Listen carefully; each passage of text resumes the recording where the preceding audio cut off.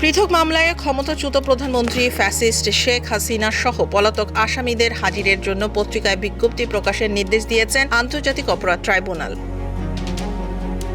আওয়ামী লীগ শাসনামলে TFI JIC সেলে গুম, খুন ও জুলাই আগস্টে সংগঠিত মানবতা বিরোধী অপরাধের মামলায় নির্দেশ দেওয়া হয়েছে। বুধবার ট্রাইব্যুনাল ১-এর চেয়ারম্যান বিচারপতি মোহাম্মদ গোলাম মুর্তুজা মজুমদারের নেতৃত্বাধীন ৩ সদস্যের আন্তর্জাতিক অপরাধ ট্রাইব্যুনালের বিচারক প্যানেল এ আদেশ দেন। নির্দেশনায় 2টি জাতীয় পত্রিকায় এই বিজ্ঞপ্তি প্রকাশ করার জন্য বলা হয়েছে। একই সঙ্গে এ বিষয়ে পরবর্তী শুনানির জন্য আগামী ২০ নভেম্বর দিন ধার্য করেছেন আদালত।